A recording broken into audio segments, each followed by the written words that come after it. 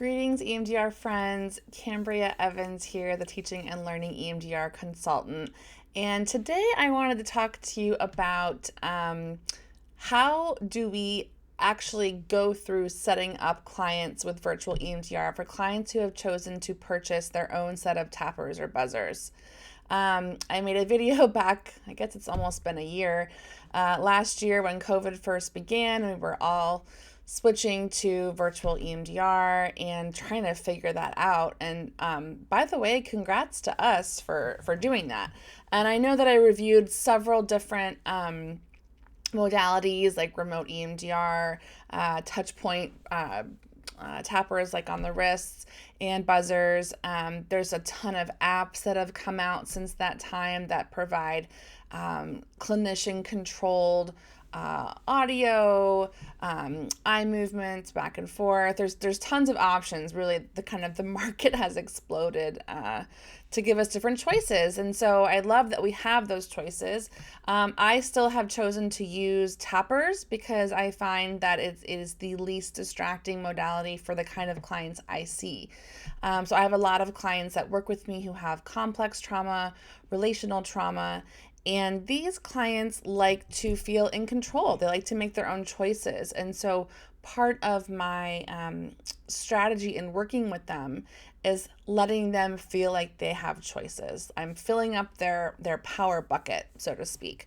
So I found that tappers were a great way for us to do that.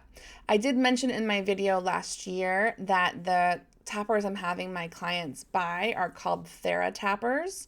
They're $115 without audio. I believe with audio is just a couple extra $20 or something like that.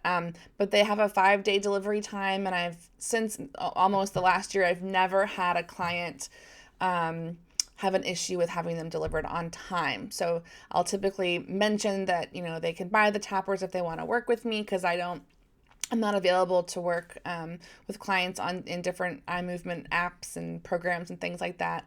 That's just my personal boundary right now with virtual EMDR. And clients go ahead and purchase it, and it comes, and we set it up together over the video conferencing, and I kind of walk them through what it's going to be like for them when we do the EMDR together virtually. So I wanted to share with you kind of the actual words that I use with clients, because one of my consultees was curious about that. How do I say the things I'm supposed to say to set up a client on the tappers? So I wanted to make this quick video today in the hopes that would feel helpful to whoever is perhaps continuing to do virtual EMDR because of COVID. Maybe you've tried different apps, different eye movement apps or different audio apps, and maybe you're curious about having your clients get set up with tappers or buzzers, but you're just not feeling confident about how to do that. So I wanted to make this video for you. Okay, so I have the more expensive set in my office of the TheraTappers. They have an audio option on here, but my clients just buy the ones that are $115, and they just have the tactile option, okay? Obviously, if I had a client who was more dissociative, I would have them do audio as well. But this is, again, just a clinical decision that I'm making based on the clients I'm working with, right?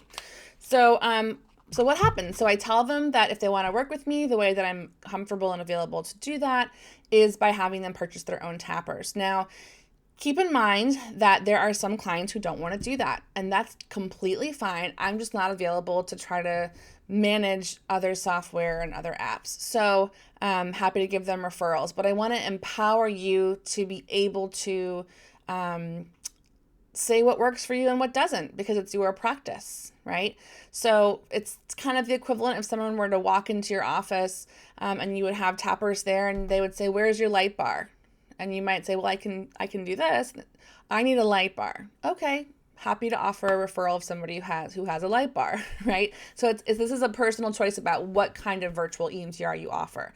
I don't want you to feel pressured that you have to offer every single modality out there, because it's just not realistic, and it's just codependent to think that we would be bending like that for clients right now. So I talk with clients. I say, if you want to purchase tappers, you can work with me. They're $115. No one has ever pushed back on that. I kind of think about it like if you were to get a surgery, right? You would need to buy perhaps maybe like some crutches, or maybe you would need to buy some bandages to kind of keep changing the wound, or maybe you would need to buy like a shower stool to sit on because you couldn't stand up in the shower just yet. So it's just equipment for treatment, and that's the way I think about it with clients. Okay, so I have them order the tappers, and they typically come within 5 days, which means that if I see somebody 1 week, typically the next week they have the equipment already set up. I let them know from the beginning in the confirmation email what they need to buy. I give them the link. I say it takes 5 days, and so they know from the beginning they should have these tappers by the first or second session so that we can rock and roll with getting resourced and getting some targets selected, okay?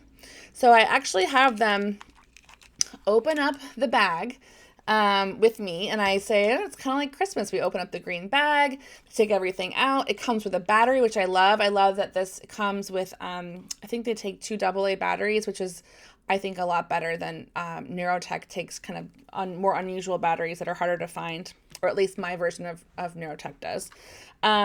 And I have them turn it on. I show them how the lights go back and forth. I walk them through plugging it into the tactile section here. And then I just say, go ahead and feel them. Feel them in your hands. Feel them under your legs. See what feels good for you. I have them kind of play with the dials and see, what each one means. And then what I say is, we're going to think about these dials kind of like a clock with midnight at the top. So because there's no numbers or indicators on here of where things are, I'll just say, imagine 12 o'clock is the top, like an old school clock, not digital. And then I'll say, go ahead and put the length at 11, put the intensity at 11, put the pause at 10, and see how that feels, okay? So they know that this is the clock, and that's how we communicate where they are in terms of their settings, all right? And what I'll do is I will actually set up the same settings on my tappers so that I, along with them, can feel what they're feeling. And I'll say, why don't we adjust the pause to 10? Or why don't we decrease the intensity while we do this part of your resourcing, right? I help them understand how we go low and slow. I help them understand that when different emotions come up, like if they're processing a target that maybe has some anger or some intensity to it, I tend to go a little bit faster with those, okay? So they know with me how to adjust, and I know how to feel what they're feeling. So I feel like I have a sense of their experience, okay? So that's the language that I use, and I will say to them, if you were in my office, we would be able to just have you hold the tappers, and I would adjust them for you. I would turn the box on and off. But we don't get to do that right now, and that's okay because I'm just grateful that we can still do virtual EMDR together. So I'll say something like, you get to adjust your settings. You get to turn the box on and off, right? Kind of like how I talk to my kids. I'm like, you get to do this thing. You get to be independent. You get to have control. You get to have agency. And again, with the kind of clients I work with who haven't felt a sense of control or maybe have felt even helpless, this is actually therapeutic. It actually fills up their power bucket, okay? I had a consultant kind of get into a discussion with me that it's best to have the clinician control the BLS because it might disrupt processing if the client is doing that. And the way that I've set it up, I don't find that that's true at all. I think it's more therapeutically or clinically appropriate this way. And I might even do this when people come back in the office. I might even have them do their own box on and off. I haven't decided yet, but I've seen positive benefits from it. So what I'll do is I'll say, let's think of a word or phrase that indicates when it's time for you to turn the box on and off. I give them a couple options. I'll say something like, I can say, let's begin, let's pause. I can say, let's start, let's stop. I can say, buzzers on, buzzers off, and they decide. They get to decide what the word or phrase is that means turn it on, turn it off, okay? And then what I do is I write that down on a little Post-it note, and I just put it on their file. So I always know what their words are for on and off, and that way they feel like they have a sense of ownership in the process too because they chose those words, all right? So when we're going through resourcing or we're processing a target, what I'll do is I'll set everything up and I'll use their words, say, okay, let's begin. And then I'll put on something like, go with that, or just notice, or I'm here with you. Those are kind of my go-to things I say when we start to process or interweaves. So then I'll say, okay, let's pause, let's stop. They'll turn the box off and open their eyes. And then I'll say, what are you noticing now? Or what's coming up now? And often I will just say nothing and let them start to talk when they're ready, okay? But always what happens is that my voice indicates them to stop processing, and then they know to turn it on and off, okay?